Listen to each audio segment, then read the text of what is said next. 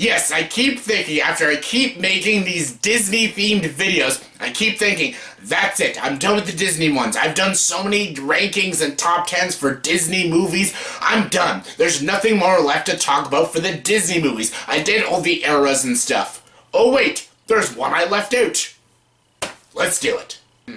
Hey everyone, welcome to the ranking. Here's my ranking of the post-Renaissance era of Disney movies. Yes, I did all the eras of the Disney movies. I did my ranking of all the movies and all the Disney eras, like the Dark Age, the Golden Age, the Disney Renaissance, the Revival Age. But apparently I forgot one. The one I forgot was called Post-Renaissance Age, the Post-Renaissance era. This was just right after the Disney Renaissance. The Disney Renaissance is considered the greatest years of Disney, and then right after that was the Post-Renaissance, which is nowhere near as good as the actual Renaissance. It's nowhere near as like the Dark Age kind of bad, but it's not that great. Thank God for the Revival Age with Tangled, Frozen, and Wreck-It Ralph. But yeah, there's the post-Renaissance era, so I thought I'd rank all 11 of these Disney movies that came out during this era. I have to say, though, there's only really two really shitty movies. The rest of them are all just kind of disposable, forgettable movies. They're not, like, bad, but they're just kind of disposable and not very forgettable, and I can see why a lot of people don't even know what the fuck they are. So yeah, anyways, here's my ranking of the post-Renaissance era Disney movies, from my least favorite to my favorite. Alright, coming at number 11 is Chicken Little. Yes, I just did my top 10 worst Disney movies of all time. Chicken Little is right up there. It's in the top, I think, number 6, I put it. I hate this movie. It's despicable, it's distasteful, it's got ugly animation, terrible characters, it's got some sort of sci-fi element that just doesn't work. It's a clunky mess, and I don't understand why anyone would ever like this movie.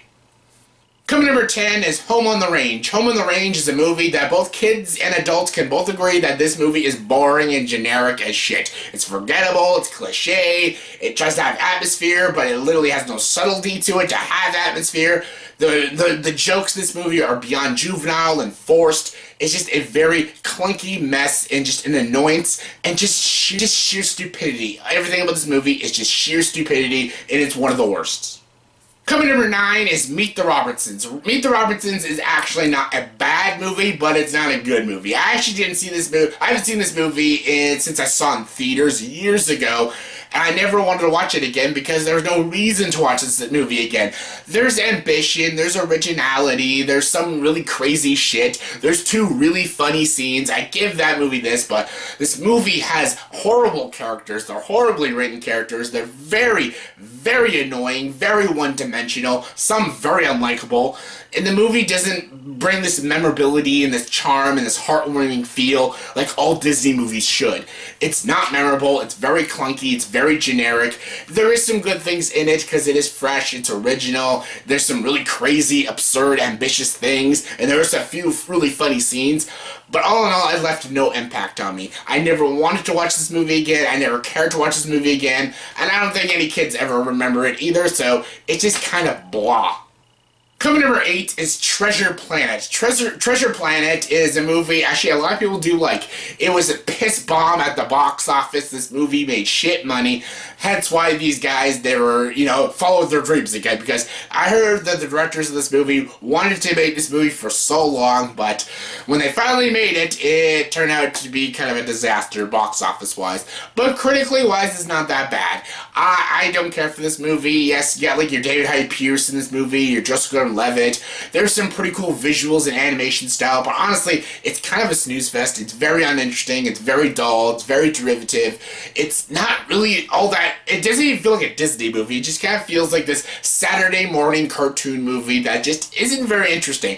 Some kids I could see liking this movie, but honestly, it didn't keep my interest. I found it boring, I found it dull. I was counting down the minutes till the movie ended. There's some really nice things in it, but all in all, not for me. Coming number 7 is Brother Bear. Brother Bear is very cute and very adorable, has a scene or two that is pretty heartwarming and kind of charming, but again, there's nothing to this movie. Again, it's forgettable. Most of these movies I'm going to talk about are very generic and very, very forgettable, and this movie is so forgettable. The characters are forgettable. The story's forgettable. Nothing interesting happens in this movie. The animation at times looks nice, like the forest looks nice, the bears look okay, but honestly, nothing groundbreaking. Some of the scenery isn't all that appealing at times. It's just kind of okay. It's an okay forest, but other than that, it's just a kind of a cute movie that I can see kids loving. Kids can probably look at this movie and be like, oh, it's such a cute movie. But that's basically all this movie has. There's no depth to it. There's no emotionality to it. The score, the songs are very forgettable. Nothing about this movie is even all that interesting. But, I can see there's an audience for it, but I'm not one of those audience members. Coming number 6 is Dinosaur. Dinosaur is not a great movie, by no means, but there is some really good things in this movie. Like, the beginning is very dark, it's very edgy, and there are some moments that really worked for me. Like, there's some moments I'm like, wow, that's actually very interesting. Oh my god, where's this going? Like, where is this going? Like, oh my god, that's really cool. It kind of falls apart though when it reaches about the second act of the movie. I just failed to have interest in this movie. The villain's forgettable. The animation's very ugly. The scenery is very boring. It has no atmosphere or chills or even good songs or a good score. The beginning was really good. It really kept my interest in like the first 25 minutes, and then it just kind of lost me when it kept going. There's some good things here and there, but all in all, it's not that great of a film. Coming number 5 is The Emperor's New Groove. The Emperor's New Groove has some things that I despise. One of them is David Spade. David Spade can be funny at times, I can admit that, but wow, he cannot carry a movie. He is so annoying as the character Cusco, this very immature, douchey main character, this emperor who only cares about himself. Yes, he learns in the ending, but honestly, he was too unlikable for me, too annoying. And the fact that he breaks the fourth wall, and not even in a clever way, is so irritating. He's not funny, he's not interesting, and David Spade added nothing to him. He had no layers to him. He was just kind of this douchey character that just kind of learns, to be nice. That's kind of it. He is a very irritating character, and he really dragged this movie down. Also, the character Pacha, his kids, very annoying kid characters. His wife was also a very forgettable character. Pacha himself, voiced by John Goodman, is a very likable character, but he's not a very interesting character. Also, the animation is nothing all that spectacular, and the movie also feels very rushed. So what are the good things? I'll tell you what the good things are. Yzma and Kronk, the two villains, are the best thing in this movie. Voiced by Eartha Kitt and Patrick Warburton.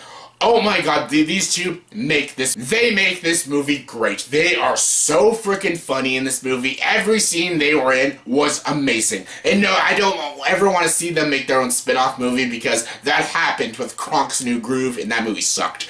But they make this movie great. Their comedy was great. Their chemistry was great. Everything they did in this movie was awesome. Everything else was just kind of but they made this movie pretty decent. Coming number 4 is Atlantis, the Lost Empire. This movie has some really great stuff. The imagery, the visuals, the story, really cool. Some of the characters, Michael J. Fox as Milo, really good casting. At times this movie is a bit clunky at times, and there's some things that literally make no sense, and there's really heavy exposition in the first act, and it doesn't make sense. There's some scenes I'm like pointing out the flaws because they just don't add up. There's a lot of things that just don't make a lick of sense in this movie. But the stuff that works, does work. The action's great, the adventurous storyline is really interesting, the characters are pretty good, the villain's pretty weak, but there's a really interesting dark climax. The city of Atlantis looks beautiful, the visuals, the colors are all amazing, the score is really good too. I think this movie is a pretty darn good movie. It's nothing amazing, but I don't mind it. Coming number 3 is Fantasia 2000. Fantasia 2000 is a great movie. I actually really like it. Everyone knows that Fantasia is like my favorite Disney movie of all time. I freaking love Fantasia.